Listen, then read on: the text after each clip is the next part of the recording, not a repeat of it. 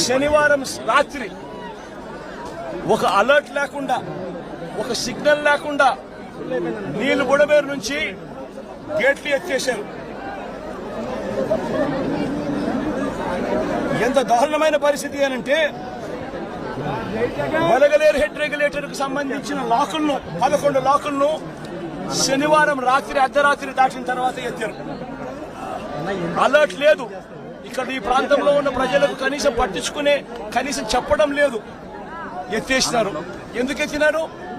చంద్రబాబు నాయుడు గారు ఉన్న ఇల్లు, కరకట్టు మీద ఉన్న ఇళ్లకు ఆ ఇంటికి సంబంధించిన ఆ నీళ్లు పోకుండా రక్షించుకునే దానికోసం విజయవాడలోని ఈ ప్రాంతాన్నంతా కూడా నీటిమయం చేశారు చంద్రబాబు నాయుడు గారు. నేను అడుగుతా ఉన్న ప్రతి ప్రశ్న కూడా లాజికల్ గా అడుగుతా ఉన్నాను. ఎవరైనా కానీ సమాధానం చెప్పాలనుకుంటే మొట్టమొదటిగా ప్రజలకు క్షమాపణ చెప్పి ఆ తర్వాత ఈ ప్రజలకు ఏం చేయబోతున్నాము అన్న మాటలు కూడా చెప్పి ఆ తర్వాతనే సమాధానం చెప్పాలని చెప్పి చంద్రబాబు నాయుడు గారిని గట్టిగా కూడా కోరుతా ఉన్నాయి. ఇప్పటికి కూడా రిలీఫ్ క్యాంపులు లేవు. నిన్నటి దాకా కూడా ఎన్ని రిలీఫ్ క్యాంపులు పెట్టారు అని చెప్పి అడిగితే 6 రిలీఫ్ క్యాంపులు మాత్రమే ఉన్నాయని చెప్తా ఉన్నారు. లక్షల మంది ఈ రోజు నీట మునిగి ఉన్నారు. 6 రిలీఫ్ క్యాంపులు ఏ మూలకు సరిపోతాయో కూడా తెలియడం లేదు. ఎక్కడ ఉన్నాయో కూడా తెలియని పరిస్థితిలో ఈ రోజు ప్రజలంతా కూడా ఎక్కడికి పోవాలో తెలియవు. ఎన్ని క్యాంపులు, క్యాంప్ ఎక్కడ ఉందో కూడా, ఏర్పాటు ఎక్కడ అయిందో కూడా తెలియని పరిస్థితిలో ఈ రోజు ప్రజలంతా కూడా ఉన్నారు. ఇంతటి దారుణమైన మేనేజ్మెంట్ బహుశా ఏ ముఖ్యమంత్రి ఎప్పుడు కూడా, బహుశా ఏ హయాంలో కూడా ఎప్పుడు జరిగి ఉండదు.